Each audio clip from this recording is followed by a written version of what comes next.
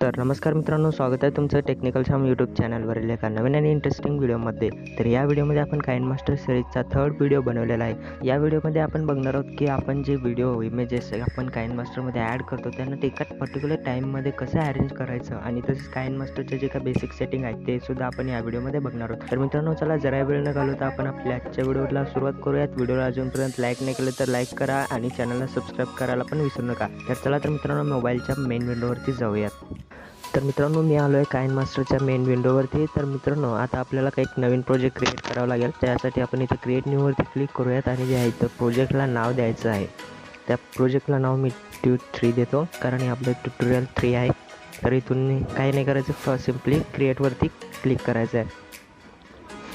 क्रिएटवरती click केल्यानंतर तुम्हाला अशा प्रकारचा काही इंटरफेस दिसेल. तर इथून तुम्हाला सिम्पली काहीच करायचं नाही, कॅन्सल करायचं आहे. तर हे ब्लँक काइनमास्टरचा विंडो आहे. तर इथून मीडियावरती जाऊन तुम्हाला इथे काही क्लिप्स ॲड करायचे आहेत. तर मी इथून क्लिप्स ॲड करतो. तर इथं फर्स्ट क्लिप आहे, second clip and third clip. तर आजच्या व्हिडिओमध्ये बघणार आहोत की आपण ही क्लिप्स जे आहेत त्यांना आपण त्यांची टाईमलाईन जे कसे अरेंज करता येतं.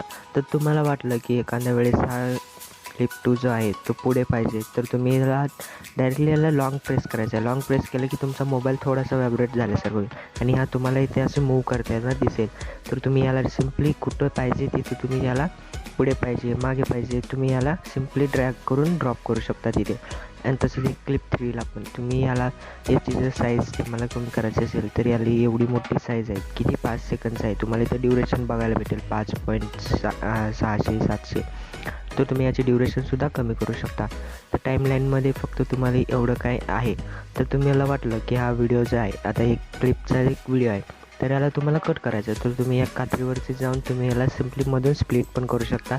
आणि तुम्ही इथं अजूनही ऑप्शन आहेत की स्प्लिट करताना trim left, trim right, split and freeze frame.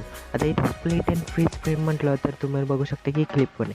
Spring केलं तर इथं स्प्लिट होणार आणि जो हा इमेज आहे हा इमेज कॅप्चर होऊन इथे तुम्हाला ॲड होईल.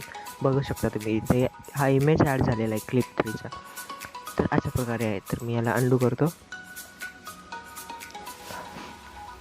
तर आता टाईमलाईन तर झालं आपलं. तर नेक्स्ट आहे सेटिंग्ससाठी तुम्ही इथं बघू शकता की इथं ह्या लेफ्ट साईडला की सेटिंगचं ऑप्शन आहे सेटिंगमध्ये. तर हा मेन सेटिंग्स आहे. इथे तुम्हाला खूप काही भारी सेटिंग बघायला भेटतील. तर यामध्ये पहिल्यांदा आहे ऑटो मास्टर व्हॉल्यूम. यामध्ये तुम्ही आपल्या व्हिडिओचे जे काही व्हॉल्यूम आहे ते ॲटो ठेवू शकता. पण हे मी तुम्हाला नाही सांगू शकत, कारण ॲटो ठेवलं तर तुमचा व्हॉईस थोडासा खराब पण होऊ शकतो. मास्टर व्हॉल्यूमचा वापर करून तुम्ही या व्हिडिओचा जो काही म्युझिक आहे, तो ऑडिओ आहे, तो याला सेट करू शकता. ही सगळ्यावरती याला अफेक्ट होईल. तर फर्स्ट आहे यातला अजून ऑडिओ फेड इन स्टार्ट आणि ऑडिओ फेड आउट इन एंड. तर तुम्हाला इथं बघायला भेटेल की ऑडिओ फेड इनमध्ये केलं तर तुम्ही याला ऑन केलं तर तुमचा जो ऑडिओ आहे तो स्टार्टिंगपासून थोडासा स्मूथ होऊन पुन्हा स्मूथ होणार. स्टार्टिंगपासून हळू होऊन मग मोठा होणार. आणि इथं तुम्ही त्याचे ड्युरेशन देऊ शकता, 2 सेकंड वगैरे.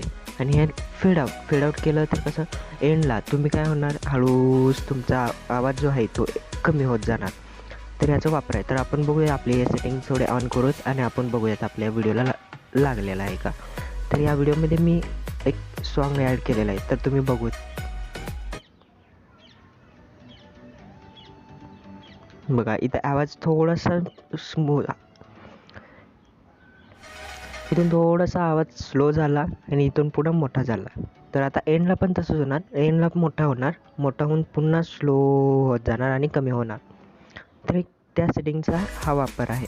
तर या ऑडिओचं झालेलं आहे. तर इथून हे झालं. तर नेक्स्ट आहे व्हिडिओचं पण सेम तसंच फेड इन स्टार्ट म्हटलं तर व्हिडिओ तुम्हाला स्टार्टिंगला पूर्ण ब्लॅक दिसेल. ब्लॅक होत त्याला पूर्ण असं दिसेल, म्हणजे पूर्ण व्हिडिओ दिसेल.